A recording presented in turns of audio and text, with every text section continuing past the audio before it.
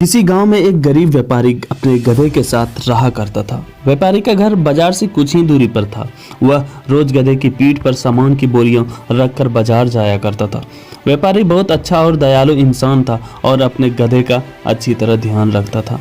गधा भी अपने मालिक से बहुत प्यार करता था, लेकिन गधे की एक समस्या थी कि वह बहुत आलसी था।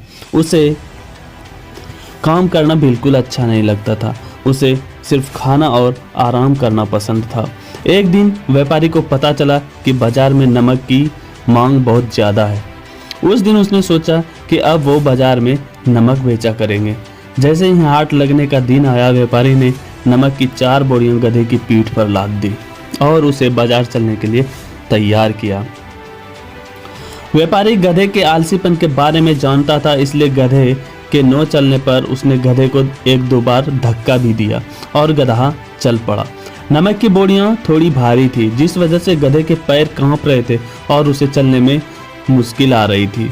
किसी तरह गधे को धक्का देते हुए व्यापारी उसे आधे रास्ते तक ले आया। व्यापारी के घर और बाजार के बीच एक नदी पड़ती थी, जिसे पुल की मदद से पार करना पड़ता था। गधा जैसे ही नदी पार करने के लिए पुल पर चढ़ा और कुछ दूर चला तो उसका पैर फिसल गया और वह नदी में गिर गया। गधे को नदी में गिरा देख व्यापारी घबरा गया और हड़बड़ाते हुए तैरकर उसे नदी से निकालने जा पहुंचा। व्यापारी ने किसी तरह अपने गधे को नदी से बाहर निकाल लिया। जब गधा नदी से बाहर आया तो उसने देखा कि उसकी पीठ पर लदी बोरियां हल्की हो गई है। सारा नमक पानी में घुल गया था और व्यापारी को आधे रास्ते से ही वापस घर लौटना पड़ा। इस वजह से व्यापारी का बहुत नुकसान हो गया, लेकिन इस घटना से आलसी गधे को बाजार तक जाने की एक तरकीब सूझ गई थी। अगले दिन बाजार जाते समय जब पुल आया तो गधा जानबूझकर नदी में गिर गया और उसकी पीठ पर टंगी बोरियों में रखा सारा नमक पानी में घुल गया। व्यापारी को फिर से आधे रास्ते से ही घर लौटना पड़ा। गधे ने हर दिन ऐसा करना शुरू कर दिया।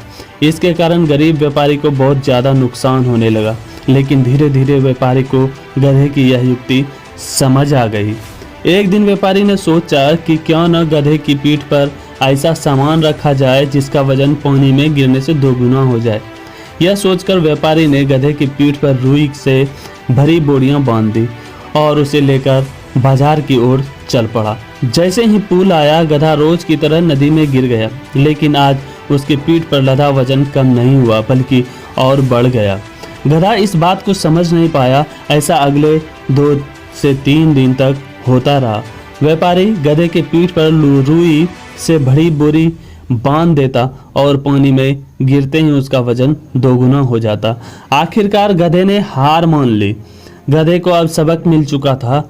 चौथे दिन जब व्यापारी और गधा बाजार के लिए निकले तो गधे ने चुपचाप पुल पार कर लिया और उस दिन के बाद से गधे ने कभी भी काम करने में आलस नहीं दिखाया और व्यापारी के सारे नुकसान की धीरे धीरे भरपाई हो गई। तो दोस्तों, आलसी गधे की कहानी से हमें यह सीख मिलती है कि अपने कर्तव्य का पालन करने में कभी भी आलस नहीं दिखाना चाहिए। साथ ही व्यापारी की तरह सही समझ और सूझबूझ से किसी भी काम को आसानी से किया जा सकता है।